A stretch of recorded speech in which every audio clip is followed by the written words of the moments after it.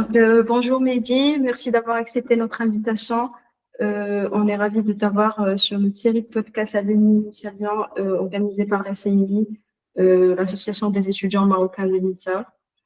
Euh, pour commencer, est-ce que tu pourrais te présenter et parle-nous de qui tu es, de ce que tu fais actuellement, de ton parcours académique.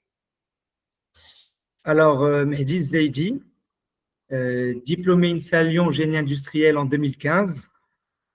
Actuellement, je suis directeur général d'une société industrielle à Casablanca qui s'appelle les Ben Marel Maroc, qui fabrique et commercialise des semi-remorques et des bennes au Maroc.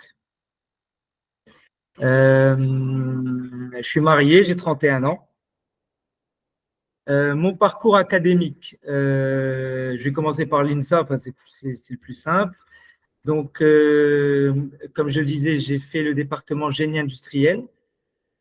En fait, mon parcours, il a été guidé par le fait que je savais qu'on a une entreprise industrielle familiale et que je savais que j'allais être amené à gérer cette entreprise un jour. Quand, je ne savais pas, mais je savais que j'allais être amené à rejoindre l'entreprise un jour.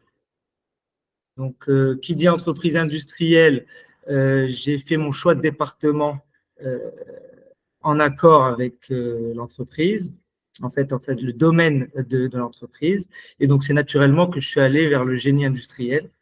Et pour être totalement honnête, c'était aussi le département qui correspondait le plus aux matières, à mes appétences. Et donc, ça a été un choix assez naturel. Ensuite, l'INSA, ça donne une des chances, je pense, de l'INSA, c'est sa vie associative. Et pour moi, ça a été très marquant parce que j'ai eu la chance de vivre l'aventure du forum organisation. Donc, je l'ai vécu pendant 3 ans. Et cette association, elle a conforté en fait mon appétence sur l'entrepreneuriat et sur la gestion de projet. Donc, en fait, en ressortant de là, surtout la dernière année, qui était l'année où j'étais président de l'ASSO, je me suis dit oui, ça me plaît de gérer des projets et ça me plaît de travailler avec des gens dans un objectif commun, d'entreprendre, de tester, de prendre des risques, d'y aller. C'est quelque chose dans lequel je me retrouve. Donc, cet aspect associatif, il est clé pour moi chez l'INSA, puisque finalement, au-delà de tout le bagage théorique que j'ai acquis en 5 ans d'études, j'ai eu cet aspect associatif qui m'a apporté une espèce d'expérience humaine qui m'a permis de mûrir, de savoir un peu où j'en étais, ce que je voulais faire, ce que je voulais moins faire. Donc voilà. Donc là, je suis sorti de l'INSA en 2015. Après l'INSA, toujours dans cette optique qu'un jour j'allais rejoindre une entreprise industrielle et que j'allais sans doute la gérer, j'ai senti le besoin de me former en finance. Parce que j'avais l'aspect technique avec l'INSA. Et donc, la finance, pour m'y former, j'ai pris comme premier job l'audit financier. Et en fait, ce job-là, j'ai passé 5 ans et il a été au-delà de mes attentes pour 3 raisons. La première, c'est qu'il m'a permis d'atteindre mon objectif, c'est-à-dire que quand vous faites de l'audit financier, vous vous formez à la finance d'entreprise. La deuxième, c'est que, en fait, l'audit, c'est super parce que on voit énormément de sociétés différentes par leur secteur d'activité, différentes par leur maturité, différentes par leurs enjeux. Et donc, comme on change tout le temps de contexte, on gagne vite en expérience, mine de rien, parce que aucune semaine se ressemble, on passe de A à B à C à D, et in fine, quand vous regardez dans le rétroviseur, vous vous dites, bah, finalement, j'ai vu pas mal de choses en peu de temps. Et je sais du coup ce qui me plaît et ce qui me plaît moins. Le troisième point pour lequel j'ai beaucoup aimé cette expérience-là, c'est que, et ça, on le retrouve aussi dans les cabinets de conseil, c'est qu'en fait, on travaille avec des jeunes. Moi, j'aime bien ce côté un peu dynamique d'un groupe de personnes. On est proches, on est de la même génération, et en fait, on est tous ensemble et on va mener une mission avec un objectif commun et on travaille pour y arriver. Donc ça, c'est une dynamique qui m'a plu. Et ben voilà, donc naturellement, à un moment, on s'est posé la question de, bon, ben ok, j'ai fait mon expérience, est-ce que je rentre pas, je rentre pas. Et puis à un moment, j'ai sauté le pas et j'ai rejoint l'entreprise industrielle, familiale. Voilà. Merci pour ces débriefs de parcours académique et professionnel. Euh, du coup, tu voulais déjà aller faire du génie industriel, mais concrètement, qu'est-ce qui t'a motivé pour faire l'INSA bien? Pardon, j'ai pas Et entendu. comment ça t'a vraiment enfin, influencé ton parcours personnel et professionnel? Est-ce que tu peux répéter la question parce que j'ai pas entendu? Oui, bon, je disais comment tu as fait concrètement le choix de l'INSA Lyon et comment ça a influencé ton développement professionnel et personnel. Alors, le choix de l'INSA Lyon, comment je l'ai fait? Euh, Sincèrement, j'ai pas vraiment fait le choix de l'INSA Lyon. J'ai fait j'ai fait comme tout le monde en fait. À l'époque, ça s'appelait admission post-bac. Je crois que ça a changé de nom depuis. Et je me suis dit, grosso modo, au vu de mes notes, au vu de mon dossier, quelles sont les écoles que je peux avoir. L'INSA Lyon était dans ce pool d'écoles-là. J'y ai candidaté et c'est celle que j'ai eue. Mais en fait, en rejoignant l'INSA Lyon, je n'étais pas conscient de tout ce qu'offrait cette école. Et en même temps, je n'étais pas non plus conscient. Moi, je pense que quand on est en terminale, c'est trop jeune pour vraiment demander à quelqu'un d'avoir une vision claire de son avenir professionnel, de ce qu'il veut faire, etc. Donc, c'est plus un choix qui est guidé par ses compétences scolaires qu'autre chose. Bon, je savais que je n'allais pas faire médecine, je savais que je n'allais pas faire du droit, mais je me suis un peu retrouvé à l'INSA Lyon comme j'aurais pu me retrouver dans une autre école, pour être totalement transparent.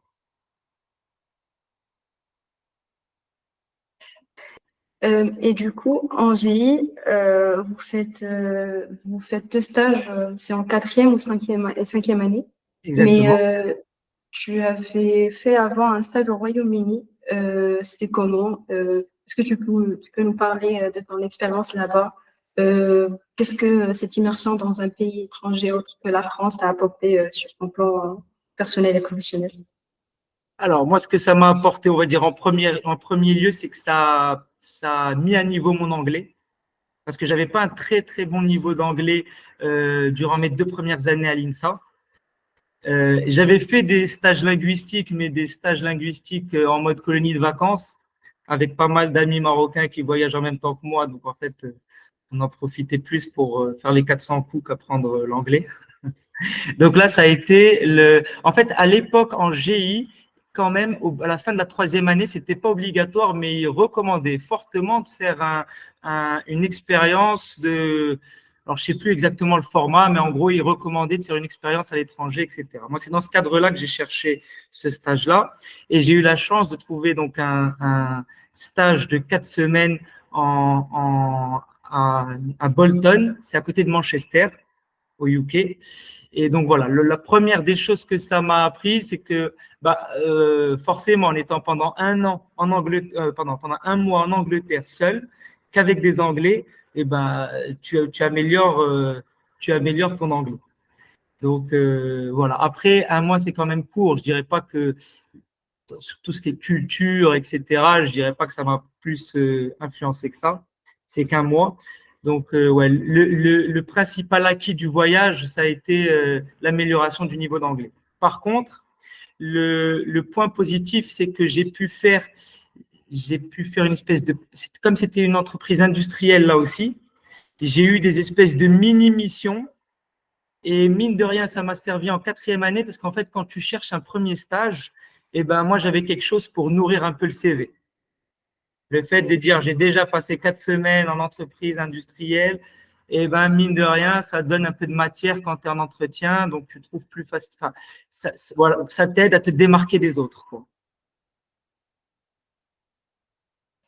Oui, je vois. Donc, c'était un atout pour toi, en fait, dans la recherche de stage. Exactement. Donc, tu as abordé la vie associative. Mhm. Euh, Ouais, donc tu étais trop très impliquée dans le forum organisation, mais du coup, pour les gens qui connaissent pas bien l'asso, est-ce que tu peux nous expliquer ce qu'elle fait et concrètement, quel était ton rôle et de quoi tu étais chargée? Alors, le forum organisation, le but du forum, il est très simple, mais très, très, très important. C'est de générer le contact entre les étudiants et les entreprises. Donc, le besoin, il est évident et c'est qu'on a énormément d'étudiants qui cherchent des entreprises, soit pour leur stage, soit pour leur première expérience professionnelle. Et en face, on a des entreprises qui recherchent les talents de demain. Et en fait, il faut un espèce d'intermédiaire, d'acteur qui va faire le lien entre les deux. Et c'est l'objectif du forum. Moi, le forum, bon, bah, j'y suis arrivé un peu par hasard en suivant des amis, mais j'ai tout de suite accroché parce que j'ai retrouvé cette fameuse dynamique de dire on est un groupe d'étudiants et on est animé par un objectif commun. Et ce genre moi, honnêtement, j'adore ça. Avoir un projet, il y a un début, au début, il n'y a rien qui est fait, une fin où tu sais qu'il y a un objectif à atteindre et on est un groupe et on se dit, bon, ben là, les amis, on se débrouille pour y arriver. Ça, en fait, ça pousse tout un chacun à aller au bout de lui-même. Et puis, il y a une espèce de synergie entre les gens, etc. Donc, c'est vraiment une aventure. Moi, honnêtement, quand j'ai repris la direction de la boîte, il y a pas mal de choses que je vivais. Et la dernière fois que je les avais ressenties, c'était au forum. Alors que j'avais 7 ans d'expérience professionnelle entre les deux. Donc, c'est pour dire à quel point ce que j'ai pu ressentir dans cette expérience-là a été fort et marquant pour moi. Donc, ce que j'ai fait donc la première année, j'ai fait de la vente. La deuxième, j'ai pris de la responsabilité de l'équipe vente. Donc, l'objectif, en fait, c'est de chercher des entreprises, parce que forcément, les entreprises, elles recrutent des ingénieurs, mais dans toutes les écoles de France. L'objectif de cette équipe vente, c'est de leur dire, OK, vous recrutez, mais venez recruter chez nous, parce que les étudiants ingénieurs qu'on va vous présenter sont compétents. Donc, en fait, on fait la promotion des écoles et des études et de leurs étudiants. Et la dernière année, j'ai été président de l'asso.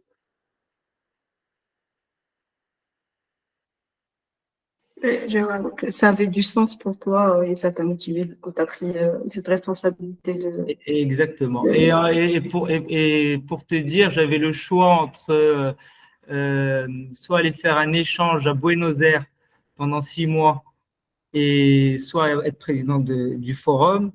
Et j'ai fait président du forum. Et aujourd'hui, honnêtement, quand on me dit, en fait, je vais faire l'inverse. Quand on me dit, tu m'as demandé pourquoi tu as choisi l'INSA, même, alors en terminale, je ne sais pas pourquoi je l'ai choisi, mais aujourd'hui, quand on me dit pourquoi tu as choisi l'INSA, les deux principales raisons, c'est le forum et le fait que j'y ai rencontré ma femme. Donc, c'est pour te dire à quel point c'est ce genre d'expérience qui m'ont marqué. Mais là, je pense qu'on et dérive du sujet. pardon de te couper. Vas-y. Non, non, j'ai rien dit de plus. Ok. Ouais, je voulais dire, est-ce que cette implication dans l'association a facilité la recherche de stage ou même de ton premier job ici en France? Pour moi, Oui. alors oui et non. Oui, parce que encore une fois, j'avais de quoi meubler en ce qui était entretien, etc., etc. Enfin, j'avais une expérience plus que meubler, j'avais une expérience à présenter. Mais dans les faits, mes deux stages, je les ai trouvés à la dernière minute.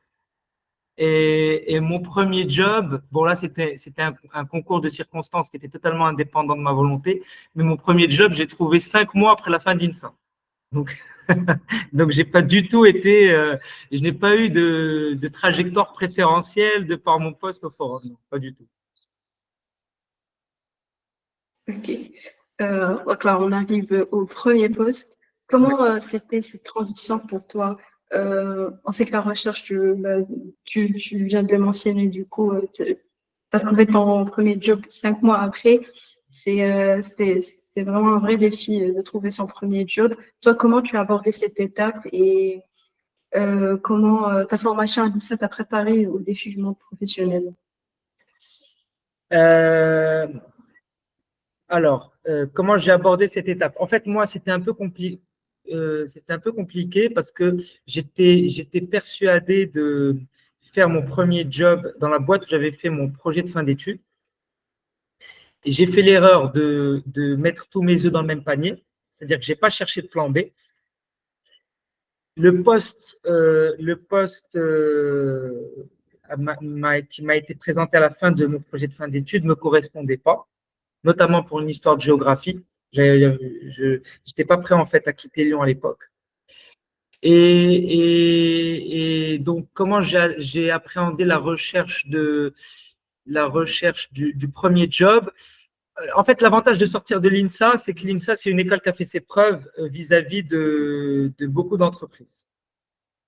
Et donc, tu pars avec un avantage, certain.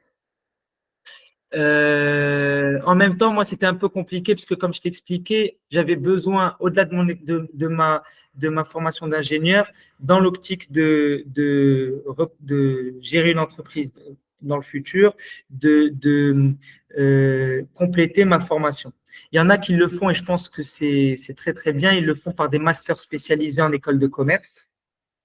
Bon, moi, je t'avoue que voilà, j'ai cherché un peu un job sur le tas qui me permettrait d'avoir cette formation-là et c'est comme ça que je me suis retrouvé en audit. Et je trouve que l'INSA peut, en fait, la question qu'un étudiant aujourd'hui doit se poser, c'est quel métier je me vois faire demain? Parce qu'en en fait, l'INSA forme très, très, très bien à certains métiers. Et du coup, quand tu sors de l'INSA, ben, tu as une espèce de voie royale pour y accéder et, et, et moins à d'autres. Et donc, c'est la question qu'il faut se dire, c'est voilà, grosso modo, si je devais donner un conseil à un gars aujourd'hui qui est en 4e ou 5e année et qui se dit comment faire pour choper mon premier job, c'est très simple, tu vas sur LinkedIn, tu cherches des gens qui ont ce job-là actuel et tu vois un peu leur cursus. Donc, si tu sens que tu veux bosser un peu sur l'aspect finance, etc., souvent, il va falloir faire un master spé ou passer par voilà, trouver une espèce de passerelle. Par contre, si tu veux un job technique ou voilà, un job auquel tu es prédestiné naturellement de par ton département, et ben là, tu sais que tu as tu as de grandes chances d'y avoir accès assez facilement. Je peux me tromper, mais je ne pense pas que statistiquement, les étudiants de l'INSA mettent beaucoup de temps à trouver leur premier job. Mais inversement, si tu viens voir moi, je n'ai pas fait de stage, je n'ai pas fait d'études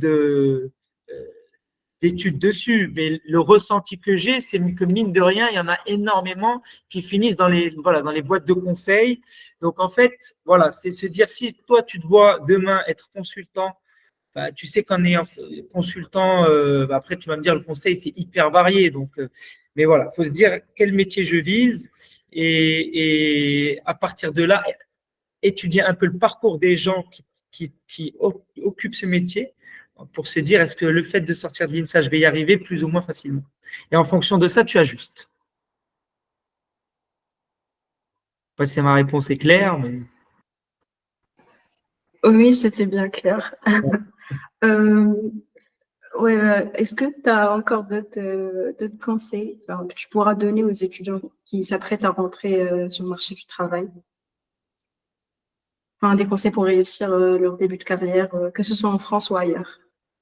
Le premier, alors, un conseil quand même, en fait, le conseil, il est facile à donner, il n'est pas facile à réaliser, mais plus l'étudiant se pose de questions sur finalement, qu'est-ce que je veux, où est-ce que je veux arriver, cette étude, en fait, de se dire, bon, OK, où est-ce que je me vois dans 2 ans, où est-ce que je me vois dans 5 ans, euh, et, et voilà, comment je peux faire pour y arriver, c'est ça ça peut l'aider, mais c'est pas évident. Prenons, tu as t'as deux profils de personnes. Celui qui sait où il veut arriver dans 5 ans ou dans 2 ans. Forcément, ben, s'il mène cette réflexion dès la 3e année, il va orienter ses stages de 4e et de 5e année dans l'optique d'atteindre l'objectif qu'il s'est fixé. Il y a un autre profil qui marche aussi, qui est de dire, écoute, je vais tester, puis je verrai bien si ça me plaît ou ça ne me plaît pas. Et je ne pense pas qu'il y ait une bonne ou une mauvaise école. Je pense que c'est une question de personnalité, enfin, c'est quelque chose de complexe en fait. Et il y a des gens qui savent exactement ce qu'ils veulent au début, et plus le temps passe, plus ils changent d'avis et ils doivent ajuster. Il y a des gens qui savent absolument pas ce qu'ils veulent, mais au fur et à mesure des rencontres, des opportunités professionnelles, ils finissent par trouver une orientation qui leur convient. Donc, il n'y a pas de recette miracle. Le fait de dire il faut avoir. Un truc qui me choquait, c'est qu'on me disait à l'époque si tu vas en entretien, il faut que tu sois au clair sur ton projet professionnel. Mais en fait, avoir un projet professionnel, ça peut correspondre à certains qui, encore une fois, ont une espèce voilà, de vision et soit de par leur connaissance, de par leur environnement familial, etc., etc., etc. Et ça peut ne pas correspondre du tout à d'autres qui se disent juste, bah, écoute, moi, je vais tester et puis je vais ajuster au fur et à mesure. C'est un peu comme quand tu es en Je, terminale, quoi. Tu as celui qui sait qu'il veut être médecin. Donc, en gros, il te dit, moi, c'est sûr, je vais faire médecine. Et puis, tu as celui qui se dit, bon, ben, grosso modo, je vais faire prépa ou je vais faire une école un peu généraliste. Comme ça, je me laisse les portes ouvertes. Et puis, je verrai un peu plus tard, quoi.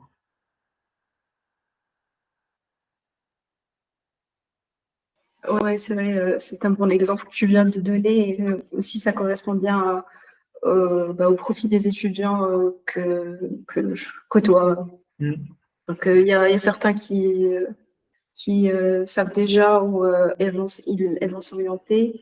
Et il y a des personnes qui veulent juste essayer des choses. Et puis après, ils verront comment, bah, en fonction, comment ils vont choisir leur parcours. L'autre conseil que je donnerais quand même aux gens, c'est de vraiment être malin. C'est-à-dire, en fait, quand on dit qu'est-ce que tu veux faire plus tard, c'est pas uniquement le métier, c'est aussi dans quel environnement tu veux travailler.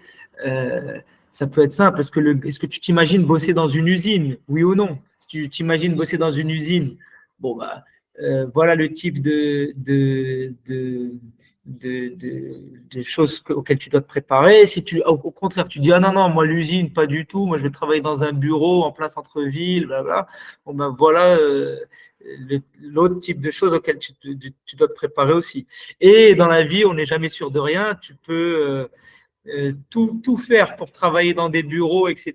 Et puis un jour, tu as une opportunité, tu te retrouves dans une usine. Donc, tu n'es jamais sûr de rien, mais voilà, les questions. En fait, le gros conseil, c'est juste, il faut se poser des questions. Ne pas avoir les réponses, pas grave, mais ne pas se poser des questions, c'est dommage.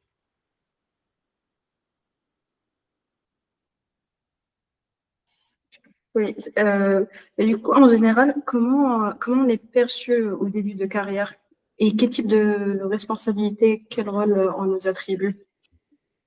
Comment est perçu, pardon, j'ai pas entendu. Comment est-ce que nous, on est perçu en début de carrière? Les gens qui sortent de l'INSA, Les étudiants, oui, les jeunes diplômés. alors là, c'est une bonne question. Je vais te répondre, euh, je vais te répondre logiquement, parce que je n'ai pas moi je l'ai pas vraiment, j'ai pas pu le constater parce que moi j'ai fait Deloitte et en fait chez Deloitte, en tout cas à mon époque, j'étais le seul INSA. Et puis il y a eu un autre étudiant qui nous a rejoint, mais 3 ans plus tard. Donc, mais par contre, c'est sûr, pour moi, c'est sûr que les étudiants qui sortent de l'INSA sont bien perçus et sont appréciés. Preuve en est, toutes les sociétés qui sont attirées par l'INSA. Il y a les promos sont sponsorisés, les entreprises viennent au forum. Vous n'avez pas, je pense, beaucoup de mal à convaincre les entreprises de venir vous voir. Donc, bah, logiquement, c'est que l'étudiant INSA est un bon profil, quoi, en fait. Sinon, personne ne voudrait vous voir. Oui, tout à fait, je suis d'accord. Euh, Du coup, on arrive au déclic de retour au Maroc. Oui. Comment est née l'idée? Enfin, tu savais déjà que tu voulais retourner pour rejoindre l'entreprise Ben Mared, mais du coup, qu'est-ce qui t'a poussé encore plus à confirmer à prendre cette décision? C'est une très très bonne question parce qu'en fait, je me la posais tous les ans. Est-ce que c'est le moment de rentrer ou pas? Euh, les, Quand tu viens voir un peu quand tu discutes avec les gens, et après je te parlerai de mon cas personnel, mais tu as une espèce de, tu as deux choses. La première, c'est que souvent les gens ont envie de faire leur expérience en France pour gagner en expérience, en France ou à l'étranger d'ailleurs. L'objectif, c'est que tu sors de l'INSA, tu as un bon bagage théorique, on va dire, tu as une bonne formation, mais tu dois prendre de l'expérience. Cette prise d'expérience, pour que la prise d'expérience soit la meilleure possible, tu dois être dans des environnements performants, dans des environnements où tu vas côtoyer les best practices, où tu vas être challengé, etc. À tort ou à raison, les gens font ça en Europe ou ailleurs dans le monde, mais voilà, donc les gens vont aller viser soit Paris, soit des, voilà, des environnements où ils vont se dire, c'est là où je vais glaner une expérience que je vais pouvoir valoriser demain. Une fois que tu as chopé assez d'expérience, tu as d'autres paramètres qui entrent en jeu. Tu as la proximité avec la famille. Donc forcément, quand tu es marocain et que tu as une famille, au Maroc, bah, tu as envie de les voir plus souvent que je ne sais pas moi, deux fois par an. Donc tu as la proximité avec la famille. Tu as cette volonté aussi de développer, de faire, et tu te dis, encore une fois, tort ou à raison, mais tu te dis, peut-être que je vais avoir plus l'opportunité de développer, de faire dans mon pays. Et quitte à développer et quitte à faire autant que ce soit dans mon pays, il y a aussi ce côté-là qui joue, en fait, de dire, voilà, aujourd'hui, j'estime que j'ai appris, mais j'ai envie maintenant de faire ma propre chose, de développer ma propre histoire, de mener mes propres projets. Et donc, tu fais une espèce tu te poses la question, quel est l'environnement le plus adapté à cet objectif-là? Et il y a beaucoup de gens qui se disent, ben voilà, au Maroc, je vais plus avoir les moyens de développer les projets que j'ai envie de développer. Et parmi les projets, il y a les enfants. Il y a pas mal de gens qui se disent, avoir des enfants en bas âge, c'est aussi plus sympa de les avoir, enfin de les avoir, oui, de vivre et de les élever au Maroc qu'en France. Donc il y a tout un tas de raisons. Moi, je te partage les raisons. Les raisons que j'entends et que je vis, parce que moi, mon cas était le suivant, était de dire, voilà, aujourd'hui, j'ai pris assez d'expérience, enfin, je prends jamais assez d'expérience, mais j'ai pris l'expérience que je me voyais prendre, et maintenant, j'ai envie de me lancer un peu, et je me suis dit, bon, bah, autant me lancer dans mon pays, dans ma ville natale, il y a une entreprise familiale, c'est le bon moment de rentrer. Et c'est une histoire de feeling, je pense. Inversement, aujourd'hui, il y a des gens qui ont étudié au Maroc, des Marocains qui ont étudié au Maroc, qui ont travaillé au Maroc et qui vont en France et au Canada parce que eux, ils ont le sentiment peut-être de se dire, bon, bah, j'ai envie de voir avec mon bagage, avec mes compétences, qu'est-ce que je peux faire à l'étranger? J'ai envie de découvrir une culture nouvelle. Donc voilà, c'est un peu une histoire de feeling et, et de se dire, oui, dans quel milieu, dans quel environnement j'ai envie d'évoluer demain, en fait. Le jour où tu te dis, bon, bah, je vais être plus heureux au Maroc qu'en France, ou j'ai plus de choses à faire au Maroc qu'en France, bon, bah, c'est le jour où tu commences à chercher à rentrer, en fait. Je vois que c'était quand même pas difficile de quitter ton job, mais c'était un Moi, compromis, un honnêtement, choix. moi, je me suis posé je me suis posé la question longtemps, parce que j'aimais beaucoup la vie lyonnaise, et, et mes amis étaient à Lyon, parce que mine de rien, entre l'INSA et le boulot, j'ai vécu 12 ans à Lyon. Moi, c'était plutôt l'aspect en termes d'opportunités professionnelles. J'avais de meilleures opportunités professionnelles au Maroc qu'en France. Donc, je me suis dit, bon, bah, let's go, quoi. C'est parti. De façon encore plus simple, personne ne me proposait de gérer une boîte en France. On me proposait de gérer une boîte au Maroc. Je me suis dit, c'est une aventure qui me tente. Alors, let's go, quoi.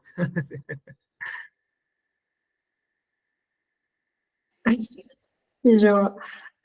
Du coup, ouais, on parlait de ça. On sait qu'au Maroc, on se passe beaucoup sur l'expérience. Toi, tu as débarqué avec de l'expérience. Donc, tu as eu l'impression que c'était quand même un atout majeur pour toi. Oui, même si. Donc, moi, c'est plus simple qu'un autre parce que moi, je rejoins une entreprise familiale. Donc, oui, factuellement plus simple qu'un autre. Même si une fois que tu y es, tu dois faire tes preuves. Parce que quand tu dois faire tes preuves avec tes clients, tu dois faire tes preuves avec tes fournisseurs, tu dois faire tes preuves avec tes salariés. Euh, Maintenant, oui, à la question de se dire, la question c'était de dire, est-ce que l'expérience qu'on a en France, est-ce qu'on ressent qu'elle est bénéfique au Maroc? La réponse est oui, parce que en fait, tu t'en rends compte au jour le jour. Tu viens avec des standards. Mine de rien, je pense que le monde professionnel en France, c'est un monde professionnel de haut niveau dans la mesure où il est normé, où les entreprises ont une certaine maturité, où je pense que oui, en France, on côtoie des standards élevés, donc c'est exigeant, donc tu te formes, et donc quand tu viens, il y a peu de pays où tu vas être déphasé quand tu as gagné ton expérience en France, tu es plutôt bien, quoi. On va dire l'adaptation sur ce niveau-là, elle n'a pas été compliquée, quoi.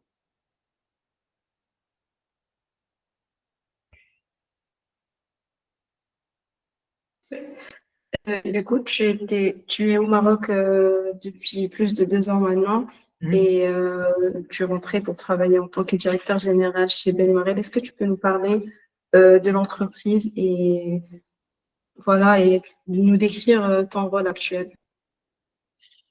Alors, l'entreprise, donc, alors, parlons déjà du commencement. Donc, c'est une société qui a ouvert au Maroc en 1947. Donc, elle a 77 ans et elle fabrique des semi-remorques et des belles. Donc, pour la faire simple, en fait, c'est tout ce qui va à l'arrière d'un camion. Tout ce qui est levé par un camion ou tiré par un camion, c'est un de nos produits. Et ça s'adresse en fait à tous les industriels ou toutes les administrations qui ont besoin de transporter de la marchandise. En fait. Parce que dès que tu transportes de la marchandise d'une certaine quantité, ben, il te faut un poids lourd et une semi-remorque, une remorque ou une benne. Donc voilà, entreprise basée à Casablanca, une PME, familiale depuis une dizaine d'années.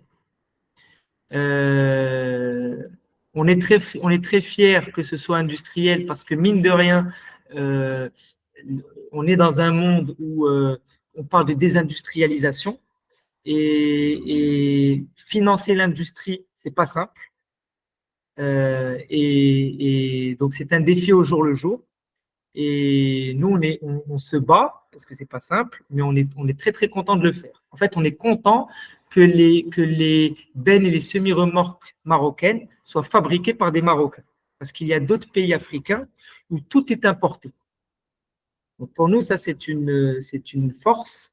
Et c'est important que le Maroc ait ce type des entreprises comme la nôtre qui permettent en fait de garder la valeur ajoutée au Maroc. Parce qu'en fait, la différence entre quand tu importes, grosso modo, tu as besoin d'une équipe bon, ça dépend bien sûr de la taille des imports, etc. Mais grosso modo, importer une benne et la vendre au Maroc, ça demande un acheteur et un vendeur, quoi, pour faire simple, quoi. Tu as un gars qui achète les bennes de l'étranger et un gars qui les vend dans le marché local. quand tu fabriques, quand tu as une industrie, tu fais travailler des soudeurs, tu fais travailler des peintres, tu fais travailler des manutentionnaires, tu fais travailler des sous-traitants. Donc, tu fais travailler tout un écosystème. Et ça, économiquement, c'est hyper important. Les gens n'ont pas conscience de ça quand on parle industrie, parce que les gens ont tendance à voir, à se baser sur des agrégats économiques du genre chiffre d'affaires, etc. Mais moi, je peux faire le même chiffre d'affaires en achetant mes bennes à l'étranger et en les vendant ici, en les fabriquant moi-même et en les vendant ici. Sauf qu'en les achetant de l'étranger et en les vendant ici, j'emploie trois personnes, quatre personnes, cinq personnes. En les fabriquant ici, j'emploie plus de 30 personnes. Et ça, c'est très, très important. Que les gens se rendent compte de ce rôle-là de l'industrie. C'est un rôle social. Au-delà du rôle économique pur, il y a un rôle social. Donc, moi, mon job à moi, pour résumer le job d'un directeur général d'une PME au Maroc, c'est de régler les problèmes. En gros, pour résumer, moi, j'ai des gens qui sont censés chacun faire leur job. Et à un moment, il y a des événements non récurrents, des problèmes, des blocages. Et alors, mon job, il est double en fait. Mon job, le pan numéro un, c'est de s'assurer que chacun fait son job. Et deux, c'est de régler les problèmes, pour résumer un peu ça. Donc, j'ai pas vraiment de routine, j'ai pas une journée qui ressemble à une autre, mais on va dire les principaux aspects, c'est quand tu as une boîte industrielle, c'est que tu dois t'assurer que, en fait, c'est simple, tout part d'une commande, donc il faut s'assurer que tu as assez de commandes pour faire travailler ta boîte, parce que si tu n'as pas de commandes, bah, il faut te poser des questions. Donc, tu as toute une activité commerciale où tu vas t'assurer que le carnet de commandes se remplisse.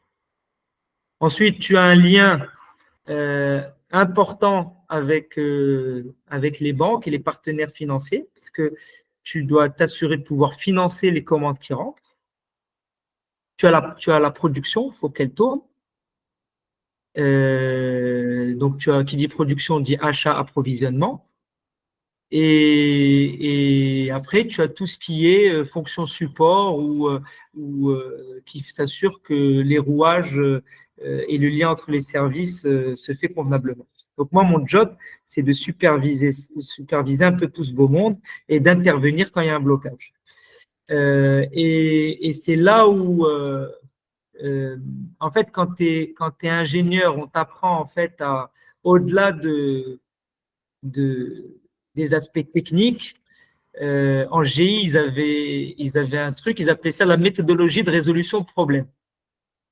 Donc, en fait, là-dessus, il y a plein de théories, il y a plein de notions. Mais en fait, surtout, ce qui est clé, c'est quand tu es ingé, tu travailles ton cerveau à être hyper adaptable. Et donc, quel que soit le problème, tu es capable de, le comprendre, et deux, envisager des solutions, savoir juger entre les solutions et ensuite suivre leur réalisation. Donc, cette méthodologie de résolution de problèmes / de gestion de projet, parce qu'une fois qu'on a identifié le problème et une fois qu'on a identifié la solution, eh ben, le travail n'est pas fini. Le travail est fini quand la solution est mise en place. Et ça, inconsciemment, je pense que tous les étudiants de l'INSA, sans le savoir, mais à force de manger de la chimie un jour, manger de l'informatique un autre, manger je me rappelle plus, de la mécanique un troisième, etc., ben, grosso modo, ce que tu as compris, c'est on peut te donner des choses qui n'ont rien à voir. Si tu te motives, si tu as la niaque, tu vas le comprendre et tu vas te débrouiller pour t'en sortir. Et toi, tu révises tes partiels, ben, c'est un peu ça. Tu as des choses que tu sais que tu vas passer, il y en a d'autres où peut-être que tu es à la rue, mais tu vas te débrouiller pour y arriver. Et je pense que si tu te motives, eh ben, Inch'Allah, ça va le faire. C'est ce genre de choses, cette aptitude-là, elle est clé en fait quand tu prends des métiers un peu de responsabilité, parce que ton job, c'est pas de faire la même tâche tous les jours. Ton job, c'est de faire fonctionner ton cerveau, en gros. Ouais, c'est vraiment important ce que tu viens de dire et motivant. Euh, c'est ce qui m'attire aussi dans le métier d'ingénieur. C'est que on t'apprend à faire travailler ton cerveau. Mm. Voilà, en parlant de la vie professionnelle au Maroc, quelles sont les principales différences professionnelles entre le Maroc et les autres lieux là où tu as travaillé? Alors, moi, j'ai principalement travaillé en France parce que le Royaume-Uni, c'était un mois, donc je ne le compte pas. Euh, les différences, en fait, sincèrement, je ne sais pas si les différences que je constate, je pense que les différences que je constate, elles sont plus liées à la typologie d'entreprise. Ça veut dire que moi, mes stages, je les ai faits chez General Electric, chez Biomérieux, et ensuite, j'ai travaillé chez Deloitte. Donc, en fait, c'est que des boîtes à plus d'1 milliard d'euros de chiffre d'affaires. General Electric, c'est 140 milliards. Deloitte, c'est, je ne sais pas, mais énormément. Et Biomérieux, c'est du 2 ou 3 milliards. Aujourd'hui, je suis dans une PME à taille humaine. Donc, la différence entre une multinationale et une PME, c'est que tu as des process qui sont beaucoup moins figés. Tu as énormément de choses qui se font de façon ad hoc, c'est-à-dire que tu mets en place une solution appropriée au problème que tu rencontres. Donc, c'est plus, voilà, ça repose plus sur les gens, ça repose plus sur les personnes que sur une organisation en tant que telle. Mais l'avantage de ça, c'est que ça va beaucoup plus vite. Parce qu'en fait, quand tu es dans un truc hyper normé, dès que tu as une initiative, dès que tu as envie de tenter quelque chose, tu as forcément une espèce de latence, et c'est normal, tu dois passer par une espèce de chaîne de décision. Quand tu es dans une PME à taille humaine, eh ben, forcément, ça va plus vite, tu peux plus tenter, tu peux plus essayer, donc tu as plus de… je pense, plus favorable à l'innovation. Et c'est pour la même raison que tu as aujourd'hui pas mal de startups. Quand tu viens voir un peu l'équipe dirigeante, c'est qui? C'est des gars qui étaient dans une multinationale ou dans un grand groupe, qui ont identifié un problème, qui ont identifié une solution et qui se sont dit on va la faire de notre côté, ça va aller plus vite, quoi. Donc voilà, je pense que les différences que moi je constate entre mon expérience française et mon expérience marocaine, elle est celle-là, mais je ne pense pas qu'elle soit liée à la différence France-Maroc, je pense qu'elle est liée à la différence multinationale PME. Parce que sincèrement, les grands groupes marocains, je pense pas je suis même sûr qu'une boîte comme l'OCP est au même standard qu'une multinationale en France. Je pense que si tu poses la question, si tu poses la question à une personne qui travaille dans une multinationale marocaine et tu lui dis quelle est la différence avec la multinationale française, il doit y avoir des différences, mais elles doivent pas être majeures, quoi.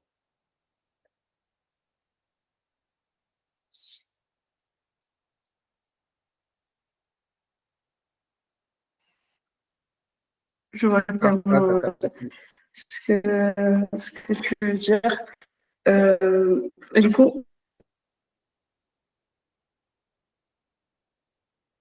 pour savoir à quoi s'attendre, est-ce que ton salaire actuel se rapproche d'une personne qui Ah, tu occupe peux le répéter même la poste question, en je suis vraiment France? désolé, je n'ai pas entendu.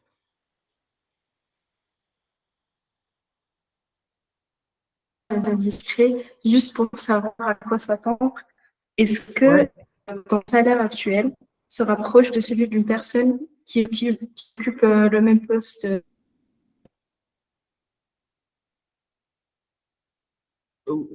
Alors, oui.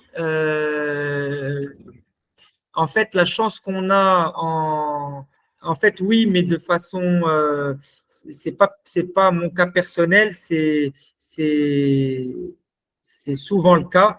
En termes de salaire, en fait, les compétences d'un ingénieur France qui a travaillé en France, qui vient avec un bagage, sont recherchées. Donc, les offres marocaines sont compétitives par rapport aux offres en France et je pense même ailleurs en Europe, quoi. Ok. Euh, bah, pour parler de tes perspectives sur l'industrie, euh, changement significatif que tu as observé dans ton industrie au cours des dernières années? Euh, alors, alors, personnellement, moi, ça fait 2 ans et demi que je suis là, donc je peux pas vraiment comparer. Mais ce qui est sûr, c'est que, en fait, quand je suis arrivé, j'ai tout digitalisé parce que en fait, quand tu arrives aujourd'hui, ce qui est très important, c'est la rapidité avec laquelle tu vas prendre une décision. Si tu veux avoir une boîte performante, il faut que tu sois dans tes process rapides. Si tu veux être rapide, tu dois pouvoir avoir rapidement les informations qui vont te servir de base à cette prise de décision. Et si tu veux avoir des informations qui vont te servir de base à ta prise de décision rapidement, il faut que tu sois digital. Si tu es en mode papier, etc., à chaque fois que tu poses une question, il faut que le gars il aille chercher dans une archive, euh, tu avances pas en fait. Donc, moi, pour parler de ma boîte, j'ai eu la chance, il y avait déjà un ERP dans la boîte. Et quand tu as un ERP, tu as quand même pas mal de choses qui sont historiques. Et j'ai ajouté mais de façon très simple et gratuite. Et ça, c'est chez Deloitte que je l'ai apprise. Mais de façon simple et gratuite, j'ai installé une espèce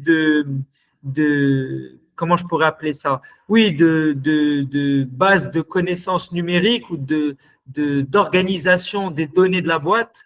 Et c'est grâce à ça qu'on a pu gagner en rapidité. Je pense aujourd'hui, l'évolution de l'industrie, c'est ça, c'est avoir l'information rapidement. C'est le digital. Sans parler d'intelligence artificielle et tout, parce que pour nous, aujourd'hui, c'est hyper théorique. Si, quand tu dois écrire un mail, tu demandes à ChatGPT et il t'aide. Donc, mais je pense que là, on en est vraiment aux prémices. Par contre, euh, par contre, le fait d'être digital, pour avoir ton information rapidement, ça, c'est important.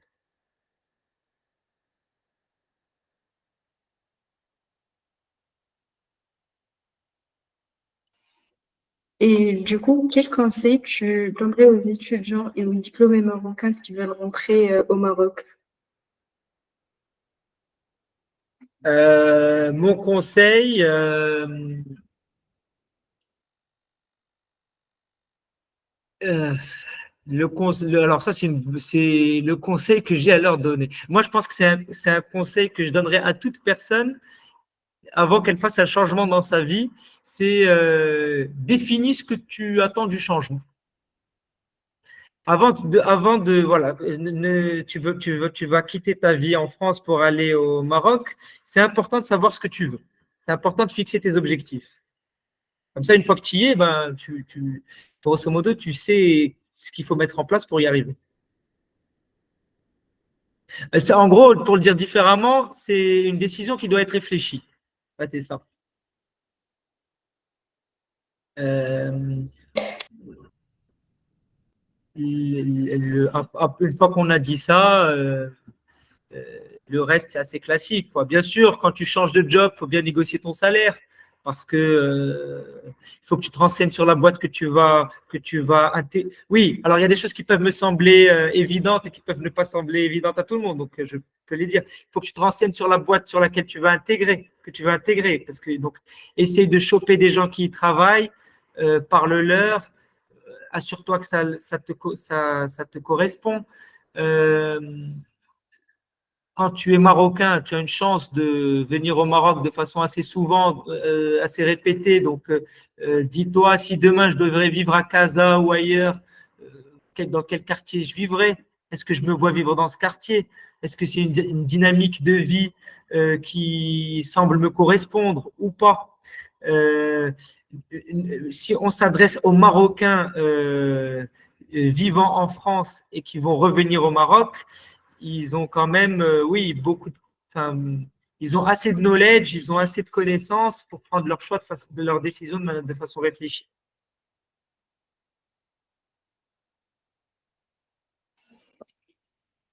Donc, pour finir, est-ce que enfin, quelles sont tes ambitions pour l'avenir? Tu as des ambitions à nous partager? Quels sont tes objectifs de carrière à long terme? Est-ce que, il y a des projets ou des initiatives spécifiques qui te passionnent et que tu envisages poursuivre à l'avenir? Ça, c'est une bonne question parce que c'est les questions que je me pose actuellement. De toute façon, sur un avenir, enfin, sur la question de l'avenir professionnel, c'est assez simple. C'est de développer la boîte. Donc aujourd'hui, encore une fois, on est une industrie marocaine avec les défis que ça pose et on doit relever ces défis-là. Et relever ces défis, ça consiste à s'assurer que la boîte va croître et aujourd'hui, le Maroc présente de belles opportunités. On a la Cannes 2025, peut-être 2026, parce qu'ils sont en train de réfléchir à la décaler de ce que j'ai compris. On a la Coupe du Monde, on a des projets d'infrastructures qui se décident, etc. L'enjeu pour un industriel marocain, c'est se dire, mais ça, en fait, il n'est pas que pour nous, il est global. C'est se dire, tous ces projets d'infrastructure, il faut que ce soit les Marocains qui en profitent. Donc, qui en profitent au niveau de leur utilisation, oui, parce que on va les mettre en place, etc. Mais qui en profitent aussi au niveau de leur mise en place. Euh, alors moi, ça ne me concerne pas du tout, mais quand on met en place un TGV au Maroc, euh, de façon, le système marocain, l'environnement marocain doit travailler pour qu'il y ait un maximum de Marocains qui travaillent dans la mise en place du TGV au Maroc. Il ne faut pas que ça soit juste je prends de la compétence étrangère, je l'amène et c'est les étrangers qui bossent, nous on paye les étrangers. Donc en fait,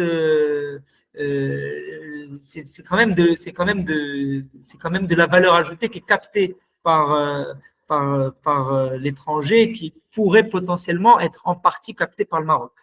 Donc c'est ça donc moi à mon petit niveau, parce que moi je suis une PME, mon objectif c'est de faire croître ma société, de choper le maximum de projets, de participer au maximum de projets.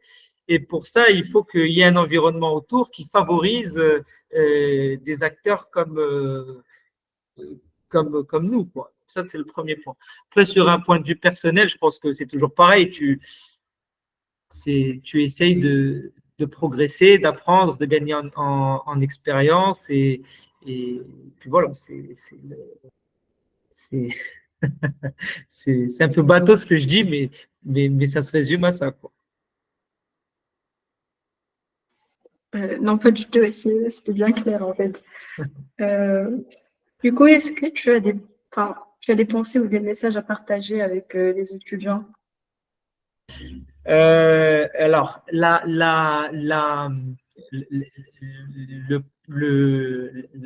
ouais, le premier conseil que je donnerais, c'est, alors pour le coup, hyper bateau, mais hyper vrai, c'est qu'il faut profiter de ce moment.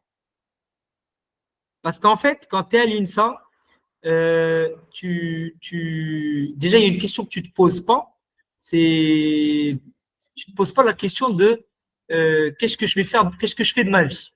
Tu sais que tu es là pour 5 ans. Donc, tu n'as pas tellement de questions existentielles. Tu poses des questions sur le futur, mais ton quotidien, il est quand même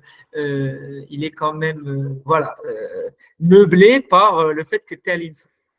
Et c'est l'opportunité, du coup, il faut en profiter pour s'amuser, il faut en profiter pour tenter un maximum de choses et il faut en profiter pour ouais, vivre des expériences. Passer une après-midi à regarder Netflix, c'est con. C'est bien parce que tu te reposes, mais c'est con. Parce qu'en fait, regarder Netflix, grosso modo, tu vas faire ça tous les week-ends de ta vie, quoi. Il n'y a pas d'âge pour regarder Netflix et pour se poser, etc. Par contre, vivre des expériences comme le forum ou comme une autre, ou voyager ou tenter un truc ou s'intéresser à X ou Y, voilà, expérimenter, etc. C'est assez unique en fait.